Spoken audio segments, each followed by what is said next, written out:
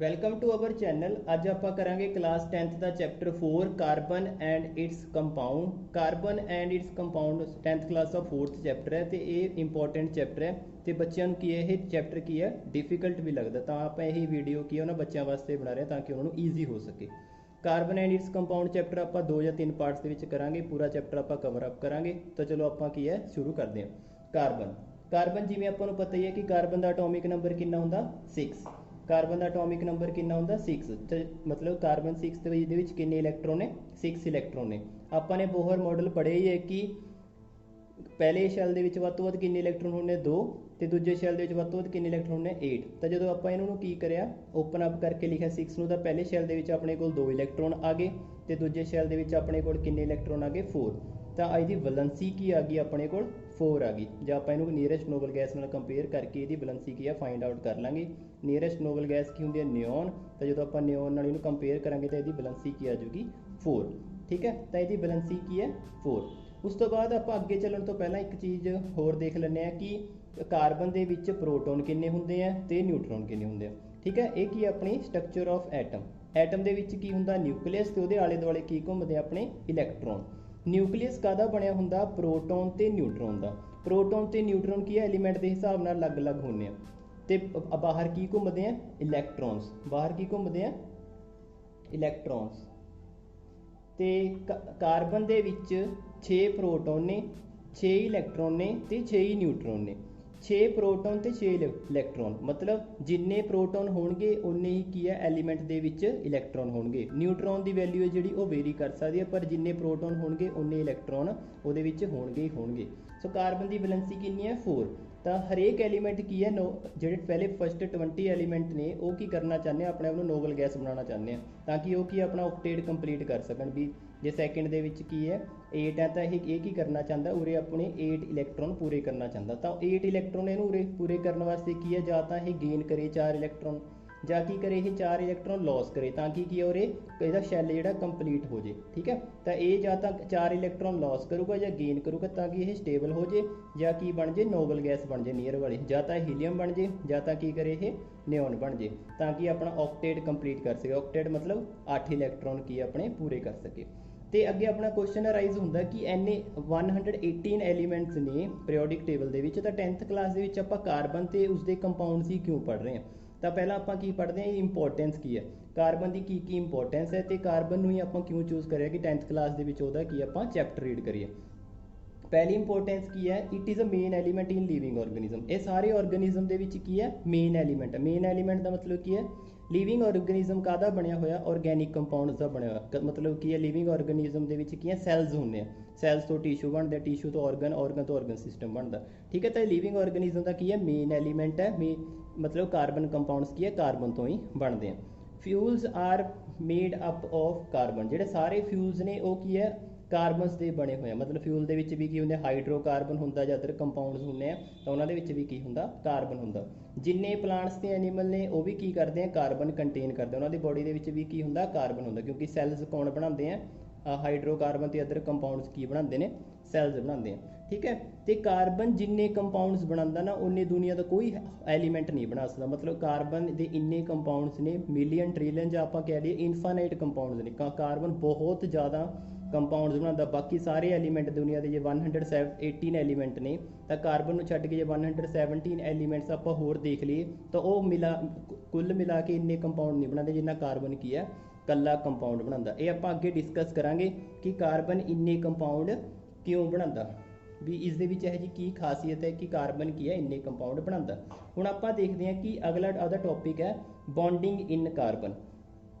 Bonding ਕੀ ਕੋਵੈਲੈਂਟ, ਮਤਲਬ carbon ਕਿਹੜੇ bond ਬਣਾਉਂਦਾ ਕੋਵੈਲੈਂਟ ਬੌਂਡ ਬਣਾਉਂਦਾ। ਕੋਵੈਲੈਂਟ ਬੌਂਡ ਸਮਝਣ ਤੋਂ ਪਹਿਲਾਂ ਇੱਕ ਗੱਲ ਕਲੀਅਰ ਕਰਦਾ ਕਿ ਕਾਰਬਨ ਨੇ ਕੀ ਕਰਨਾ ਪੂਰੇ ਆਕਟੇਟ ਕੰਪਲੀਟ ਕਰਨਾ। 4 ਇਲੈਕਟ੍ਰੋਨ ਜਾਂ ਤਾਂ ਹੈ ਗੇਨ ਕਰੇ ਜਾਂ 4 ਇਲੈਕਟ੍ਰੋਨ ਕੀ ਕਰੇ ਲਾਸ ਕਰੇ। ਪਰ 4 ਇਲੈਕਟ੍ਰੌਨ ਗੇਨ ਜਾਂ ਲਾਸ ਕਰਨਾ ਬਹੁਤ ਡਿਫਿਕਲਟ ਹੈ ਕਿਉਂਕਿ ਬਹੁਤ ਜ਼ਿਆਦਾ ਐਨਰਜੀ ਚਾਹੀਦੀ ਹੈ 4 ਇਲੈਕਟ੍ਰੌਨ ਗੇਨ ਕਰਨ ਲਈ ਜਾਂ ਲਾਸ ਕਰਨ ਲਈ। ਤਾਂ ਇਸ ਕਰਕੇ ਜਿਹੜਾ ਕਾਰਬਨ ਹੈ ਉਹ ਕੀ ਕਰਦਾ ਸ਼ੇਅਰਿੰਗ ਕਰਦਾ ਇਲੈਕਟ੍ਰੌਨ ਦੀ। ਮਤਲਬ ਕੀ ਹੈ 4 ਇਲੈਕਟ੍ਰੌਨ ਗੇਨ ਨਹੀਂ ਕਰਦਾ, ਸ਼ੇਅਰ ਕਰ ਲੈਂਦਾ ਆਪਣੇ ਆਲੇ ਦੁਆਲੇ ਵਾਲੇ ਇਲੈਕਟ੍ਰੌਨ ਐਲੀਮੈਂਟਸ ਦੇ ਨਾਲ। ਤਾਂ ਕੋਵੈਲੈਂਟ ਬੌਂਡ ਬਣਾਉਂਦਾ।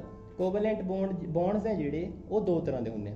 पहला हुंदा आयनिक बॉन्ड, दूजा हुंदा कोवलेंट बॉन्ड। आयनिक बॉन्ड मैं तुहानूं दसदा, आयनिक बॉन्ड कौन बनाता? आयन्स।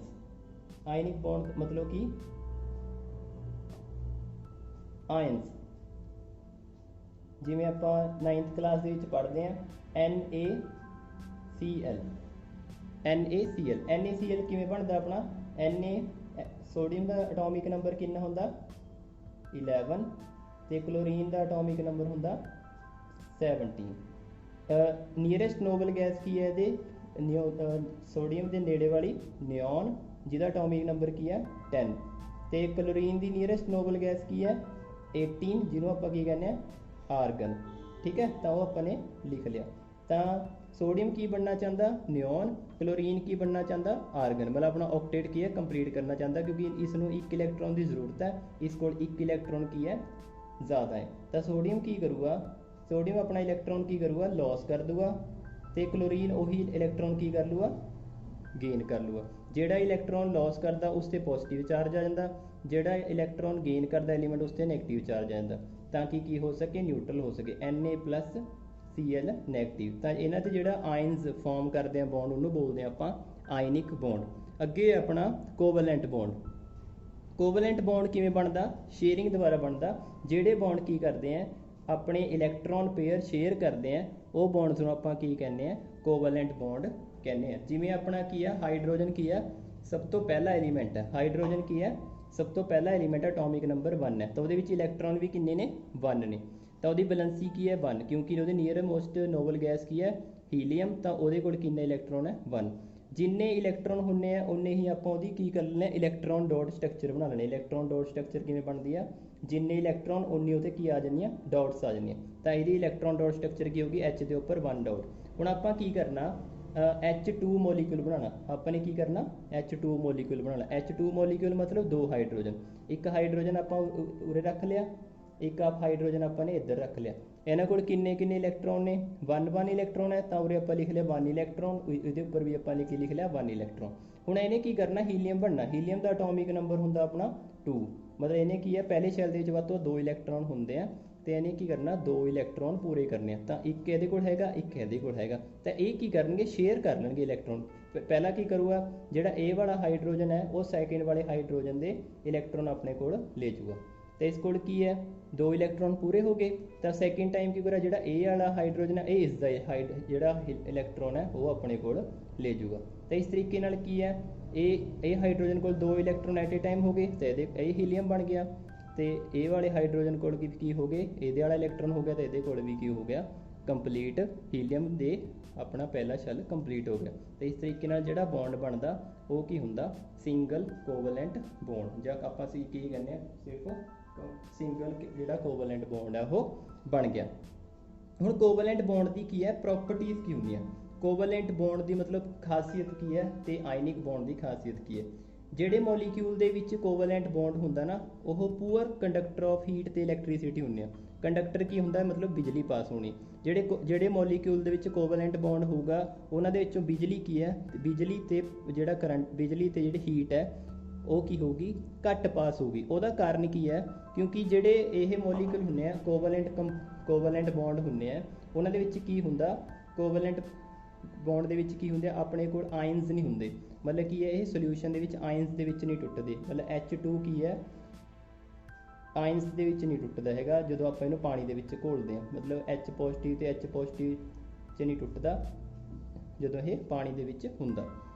ਸੈਕਿੰਡ ਪੁਆਇੰਟ ਕੀ ਹੈ they have low boiling point ਤੇ ਮੈਲਟਿੰਗ ਪੁਆਇੰਟ। ਇਹਨਾਂ ਦਾ ਮੈਲਟਿੰਗ ਤੇ ਬੋਇਲਿੰਗ ਪੁਆਇੰਟ ਵੀ ਕੀ ਹੁੰਦਾ ਘੱਟ ਹੁੰਦਾ। ਮੈਲਟਿੰਗ ਤੇ ਬੋਇਲਿੰਗ ਪੁਆਇੰਟ ਹੁੰਦਾ ਵੀ ਉਹਨੂੰ ਕਿੰਨੀ ਹੀਟ ਦਈਏ ਕਿ ਉਹ ਕੀ ਹੋ ਜੇ ਬੋਇਲ ਹੋ ਜੇ, ਜਾਂ ਉਹਨੂੰ ਕੀ ਕਰੀਏ ਮੈਲਟਿੰਗ ਪੁਆਇੰਟ ਦਾ मतलब कि ਆਈਸ ਤੋਂ ਆਪਾਂ ਕੀ ਕਰ ਲਈਏ ਪਾਣੀ ਬਣਾ ਲਈਏ। ਤਾਂ ਇਹਨਾਂ ਦਾ ਮੈਲਟਿੰਗ ਤੇ ਬੋਇਲਿੰਗ ਪੁਆਇੰਟ ਵੀ ਕੀ ਹੁੰਦਾ ਘੱਟ ਹੀ ਹੁੰਦਾ ਵੀ ਥੋੜੀ ਜਿਹੀ ਹੀਟ ਦੇਣ ਤੇ ਹੀ ਇਹ ਕੀ ਹੋ ਜਾਂਦੇ ਬੋਇਲ ਹੋ ਜਾਂਦੇ ਆ ਤੇ ਥੋੜੀ ਜਿਹੀ ਹੀਟ ਦੇਣ ਤੇ ਹੀ ਬਰਫ਼ ਕੀ ਹੋ ਜਾਂਦੀ ਆ ਪਾਣੀ ਬਣ ਜਾਂਦੀ ਆ।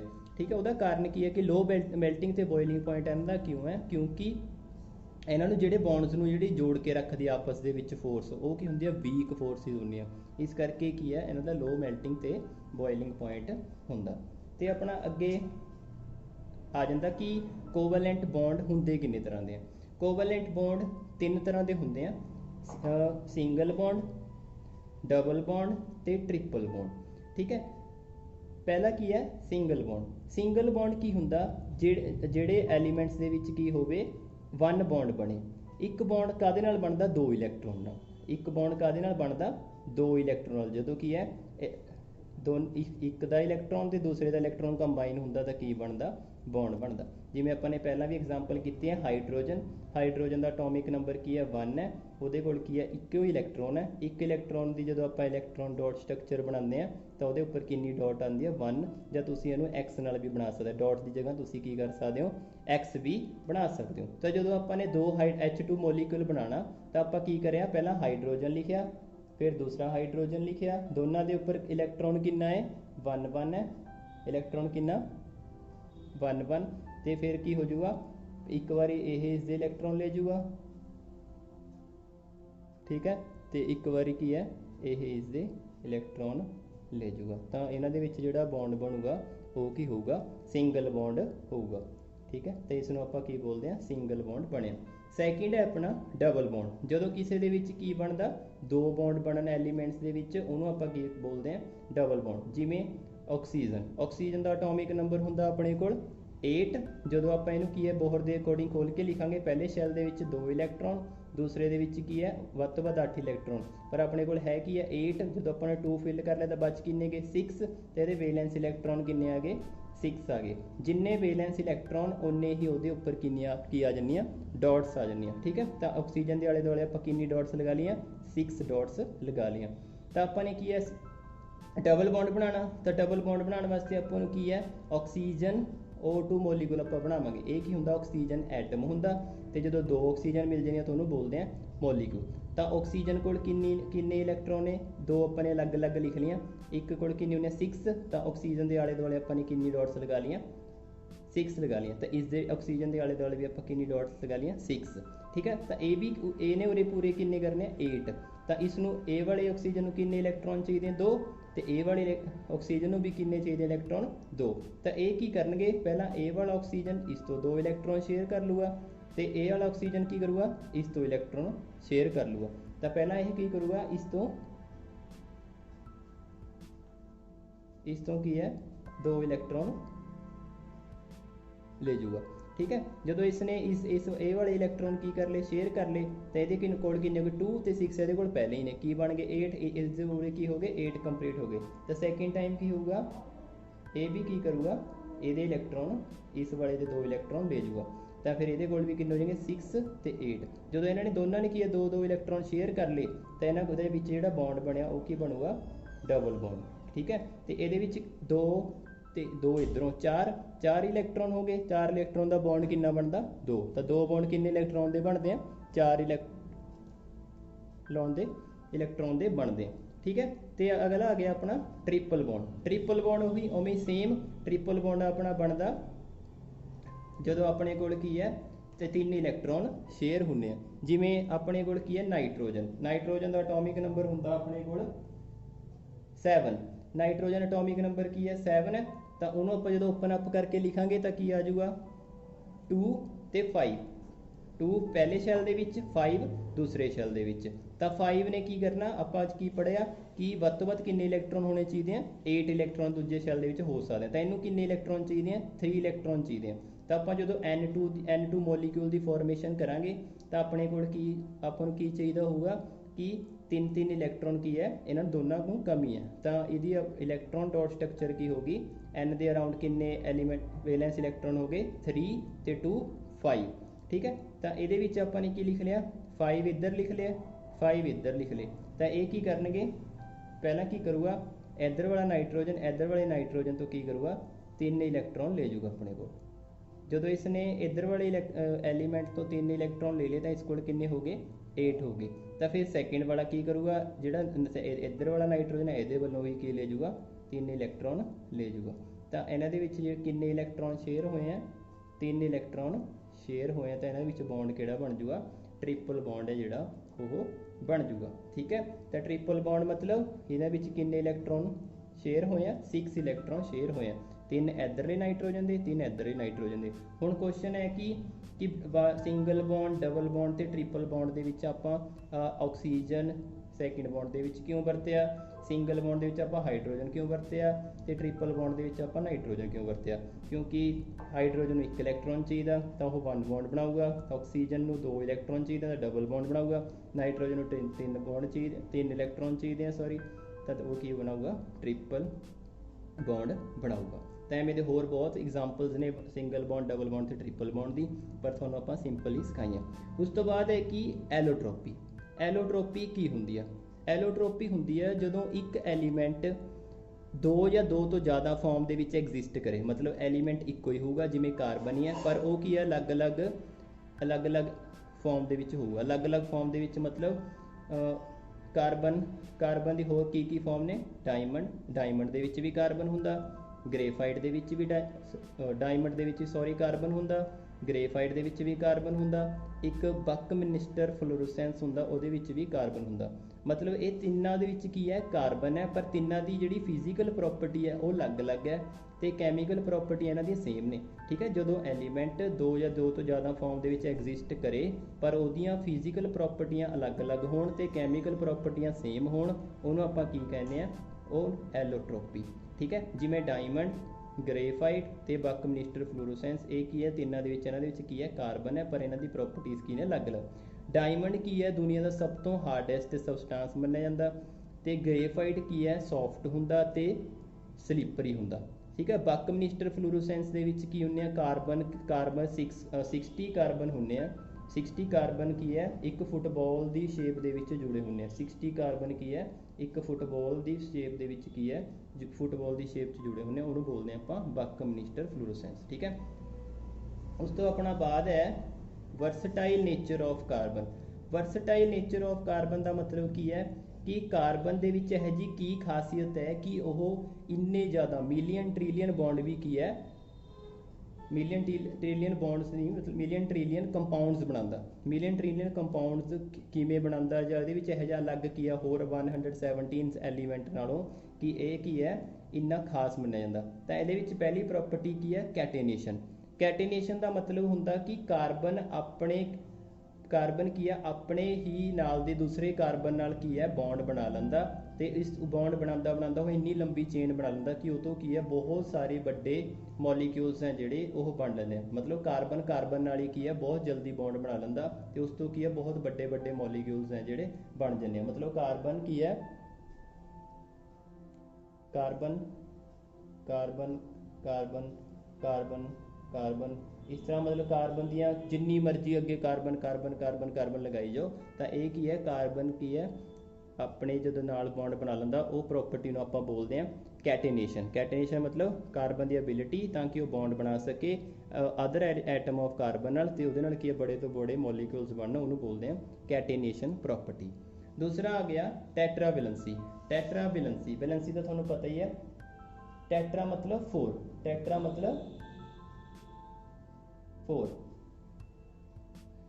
ਮਤਲਬ 4।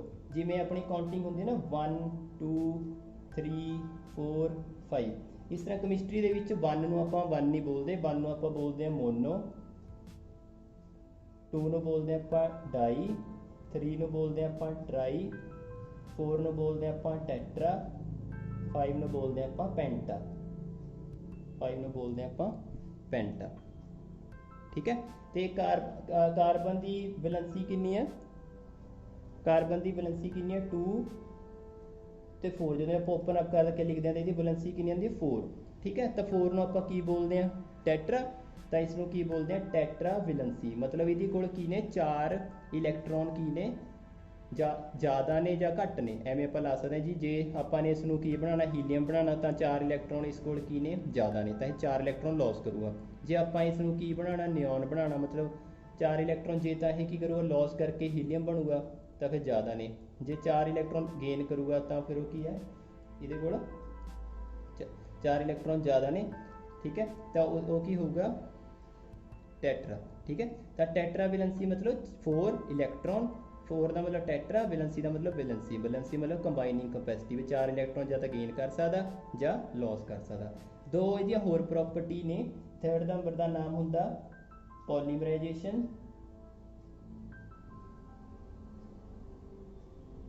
फोर्थ का नाम होंदा आइसोमेरिज्म।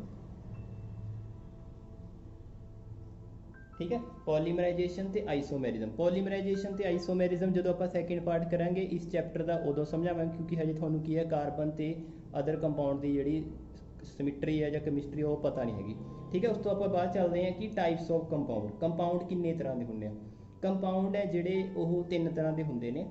पहला हैगा कार्बन कंपाउंड, वो कंपाउंड्स जिहदे विच की हुंदा कल्ला कार्बन होवे, जिमें CS2 CO2 C2H6 C6H12O6। इन्हां सारिਆਂ ਦੇ ਵਿੱਚ ਕੀ ਹੈ ਕਾਰਬਨ ਹੈ, ਮਤਲਬ ਉਹ ਕੰਪਾਊਂਡ ਜਿਹਦੇ ਵਿੱਚ ਕੀ ਹੈ ਐਟਲੀਸਟ ਕਾਰਬਨ ਤਾਂ ਹੋਵੇ ਸਾਰਿਆਂ ਦੇ ਵਿੱਚ, ਉਹਨੂੰ ਆਪਾਂ ਬੋਲਦੇ ਹਾਂ ਕਾਰਬਨ ਕੰਪਾਊਂਡ।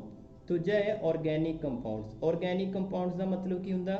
ਜਿਹੜੇ ਕੰਪਾਊਂਡਸ ਦੇ ਵਿੱਚ ਕਾਰਬਨ ਤੇ ਹਾਈਡਰੋਜਨ ਦੇ ਨਾਲ ਹੋਰ ਵੀ ਕੋਈ ਐਲੀਮੈਂਟ ਹੋ ਸਕਦੇ, ਪਰ ਕਾਰਬਨ ਤੇ ਹਾਈਡਰੋਜਨ ਹੋਣੇ, ਕਾਰਬਨ ਤੇ ਹਾਈਡਰੋਜਨ ਵੀ ਹੋਣ, ਉਹਦੇ ਨਾਲ ਕੀ ਹੈ ਆਕਸੀਜਨ ਵੀ ਹੋਵੇ। ਠੀਕ ਹੈ, ਤਾਂ ਆਪਾਂ ਉੱਪਰ ਵਾਲੇ ਦੇ ਵਿੱਚ ਵੀ ਦੇਖ ਲੈਂਦੇ ਹਾਂ कि कार्बन ते हाइड्रोजन ते ऑक्सीजन किस च है, मतलब कार्बन होवे, हाइड्रोजन होवे, ऑक्सीजन होवे।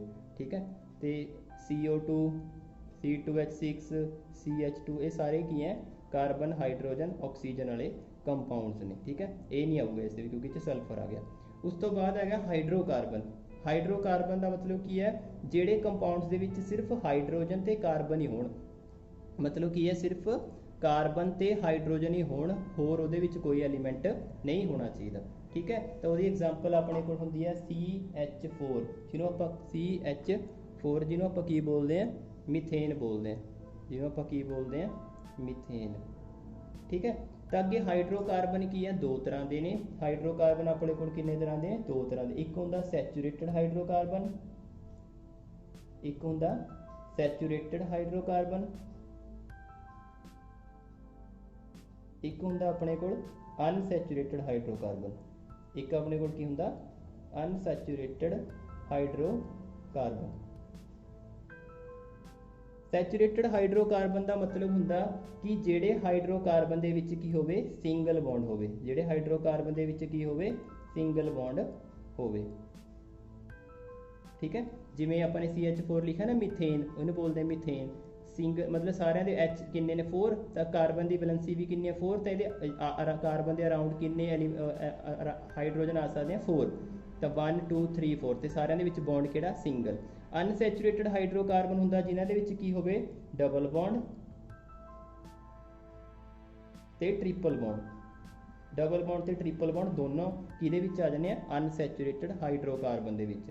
ठीक है, जिवें carbon carbon they which carbon हो गया, तो हाइड्रोकार्बन कार्बन दे विच की है डबल बॉन्ड है। ठीक है, एक ही हो गया कार्बन, इथेन बोलते हैं इथीन।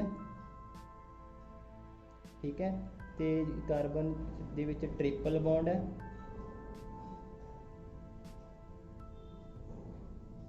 इन्हें बोलते हैं इथाइन।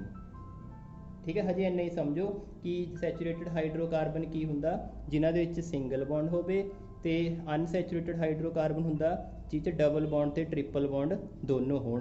ठीक है, इथीन कहने डबल बॉन्ड करके, इथाइन कहने ट्रिपल बॉन्ड करके। ये आपां की है सैकेंड पार्ट जिहड़ा इस चैप्टर का बनावांगे उहदे विच आपां पढ़ांगे। ठीक है, तो ये की सीगा अपना कार्बन एंड इट्स कंपाउंड का फस्ट पार्ट सीगा, जिस दे विच आपां ने की है 40% जिहड़ा चैप्टर है जिहड़ा कवर कर लिया। ठीक है, तो इस तो अगला पार्ट है जिहड़ा ओह कुछ कुछ दिनों के विच आपां बनावांगे। होप है तुहानूं की है जिहड़ी वीडियो है जिहड़ी पसंद आई होएगी, तो तुसीं ये चैप्टर नूं की है ईजी तरीके नाल समझ गए होंगे। अगली वीडियोज़ देखने लिए की है साडा चैनल जिहड़ा सबसक्राइब कर लो। Thank you.